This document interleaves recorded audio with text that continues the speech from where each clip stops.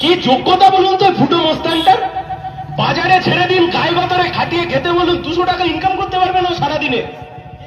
আমার যে দাদা, আমার যে চাচা, যে সারাদিনে টোটো চালায়, যে সারাদিনে ভ্যান চালায়, সে মেহনত করে পয়সা কামায়, সে মেহনত করে মাথার ঘাম পায়ে ফেলে 10টা টাকা ইনকাম করে। আরে 2 পয়সার ফুটো মস্তান কি ছিল কি ছিল না, এরা ফেরতবাজ, ভেতর থেকে পুরো কালো হয়ে গেছে, মন কালো হয়ে গেছে, মানুষকে মেরে মেরে সমাজ কালো করে ফেলেছে। আর ভাইপোকে দেখে আবার একটা ফুলাতা সাদা জামা পরে ফেরতবাজ ঘুরে বেড়াচ্ছে। আমি পুষ্পা, পুলিশ উঠে গেছে বা পুষ্পা ঘরে ঢুকে গেছে।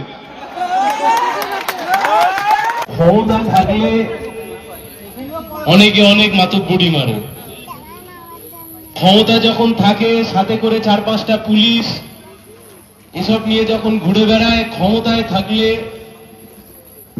অনেকে অনেক বড় বড় মাতব্বর হয়ে যায়। কিন্তু মাতব্বরেরা বুঝতে পারে না যে মাতব্বরদের মাতব্বরি একদিন শেষ হয়ে যায়।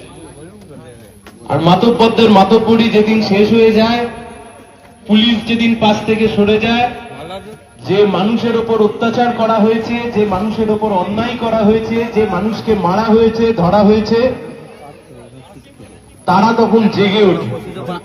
আর তারা যখন জেগে ওঠে, আঙুর ফল শুকিয়ে কিশমিশ হয়ে যায়। কে কোন 2 টাকার ফুটো মোস্তান, সে কি পুষ্পা টুষ্পা বলছিল, 20 দিন আগে ছিল আঙুর, এখন শুকিয়ে হয়ে গেছে কিশমিশ। 24 তারিখের পর ও কিশমিশ ছিঁড়ে হয়ে যাবে, কিশমিশও খুঁজে পাওয়া যাবে না। আজ থেকে 20-25 দিন আগে এই ফলতার বুক থেকে আমরা জানি কি ভয়ঙ্কর পরিমাণ অন্যায় অবিচার গোটা পশ্চিমবাংলায় যেমন হয়েছে, ফলতার বুকে কি হয়েছে। মানুষকে বাড়ি থেকে তুলে নিয়ে গিয়ে মারধর করা, মানুষকে মানুষের মতো বিচার না করা, থানা পুলিশের কাছে যেতে গেলে আগে ওই 2 টাকার ফুটো মোস্তানের পার্টি অফিস থেকে লিখিয়ে নিয়ে যেতে হবে।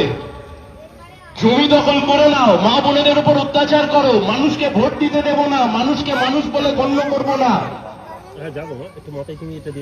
মানুষের জমি দখল করে নাও, বিরোধীদের বাড়ি ছাড়া করে দাও, অন্য দলে ভোট দিলে তাকে মারো ধরো।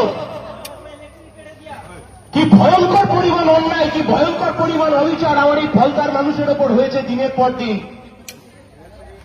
এইবারের ভোট যখন হয়, 29 তারিখের ভোট, এমনকি সেই ভোটের সময় যারা তৃণমূলকে ভোট দিতে চায়নি, কার্যত তাদেরকে বাধ্য করা হয়েছে তৃণমূলকে ভোট দেওয়ার জন্য।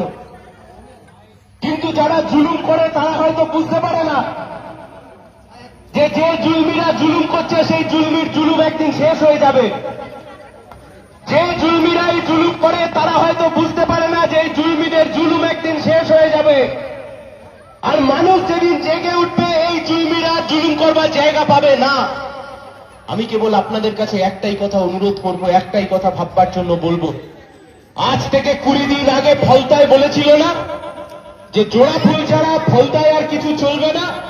আজকে এই গ্রাম থেকে দাঁড়িয়ে আপনাদেরকে বলে যাচ্ছি, এই গ্রামের বুক থেকে এই কথা আমরা আপনাদেরকে বলছি, এই ফলতার যে নির্বাচন, এই ফলতার নির্বাচনে লড়ছে সিপিআইএম, আইএসএফ, একদিকে আমরা বামপন্থীরা লড়াই করছি, আরেকদিকে লড়াই করছে বিজেপি।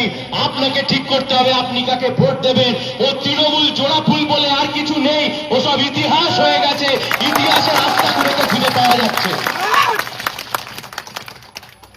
পুষ্পা পুলিশ চলে গেছে, বলছে পুলিশ নাকি ঘাড়ে করে ওকে ফিরিয়ে এনেছে। ও বলতো ফলতার নাকি বেতাজ বাদশা, তৃণমূল হারবার পরে ফলতার বুকে খুঁজে পাওয়া যায়নি। রাজনীতি এত সহজ বিষয় নয়। তুমি একদিন জুলুম করবে, তুমি 2 দিন জুলুম করবে, তুমি 3 দিন জুলুম করবে, 4 দিনের মাথায় মানুষ যখন গর্জে উঠবে, বাপ কেউ ছাড়বে না, বাড়ি থেকে তাড়া করবে তখন। কিন্তু রাজনীতি মানে আমরা বামপন্থীরা বুঝি, রাজনীতি মানে রুটি রুজির কথা। জিনিসের দাম কমাতে হবে, গ্যাসের দাম বাড়ছে, গ্যাসের দাম কমাতে হবে, কম বয়সী ছেলে মেয়েদেরকে কাজের ব্যবস্থা করতে হবে। এই ফলতার বুকে শিল্প কলকারখানা ফেরতবাজটা তুলে দিয়েছে, লাটে উঠে দিয়েছে। 75টা কলকারখানা ছিল আমরা যখন সরকার থেকে চলে যাই, special economic zone Falta, crore crore টাকার ব্যবসা হয় এখানে, সরকার কত ইনকাম করতো এই জায়গা থেকে। 75টা কারখানা আজকে 14টা বড় কারখানা এসে ঠেকেছে, চলতে পারে? আমি আপনাদেরকে ভাববার জন্য অনুরোধ করছি। তাই এই লড়াই আমরা লড়ছি, এই লড়াই আমরা লড়ছি আসলে দেশকে বাঁচানোর জন্য, সংবিধানকে বাঁচানোর জন্য।